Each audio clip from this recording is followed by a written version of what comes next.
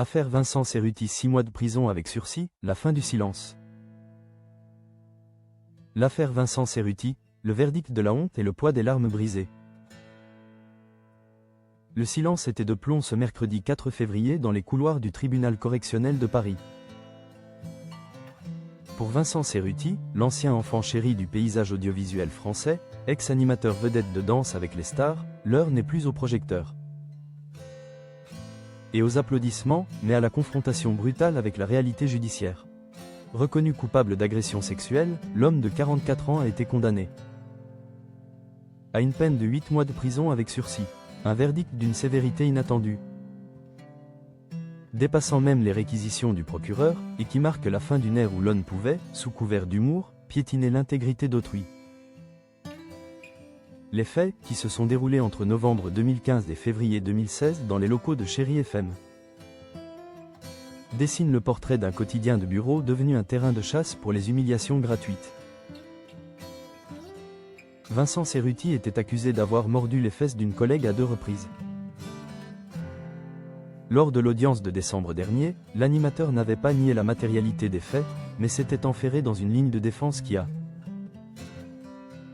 semble-t-il, lourdement pesé dans la balance de la justice, celle de la gaudriole institutionnalisée. À la barre, il avait évoqué un rituel aux relents archaïques baptisé « tout cul tendu, mérite son dû ». Selon lui, chaque personne se baissant pour ramasser un objet devenait la cible légitime d'une petite fessée ou d'une morsure.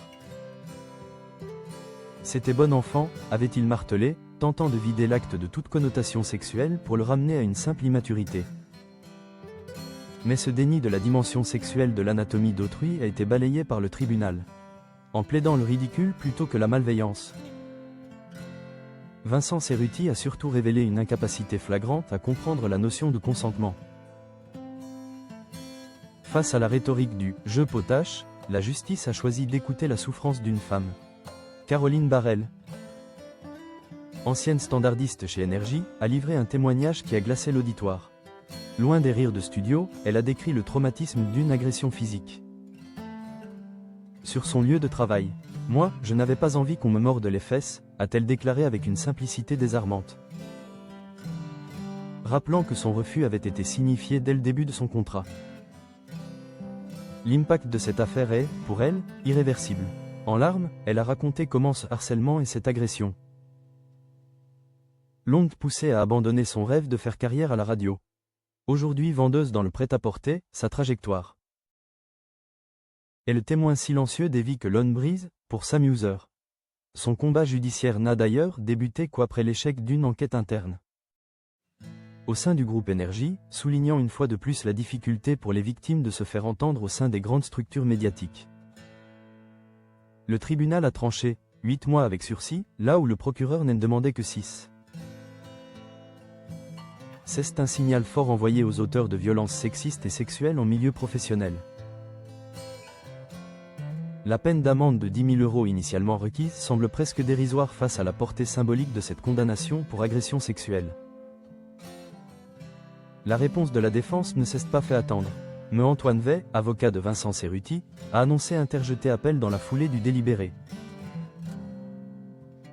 Pour lui, le tribunal s'est fondé exclusivement sur les accusations de la plaignante, ignorant la version de son client.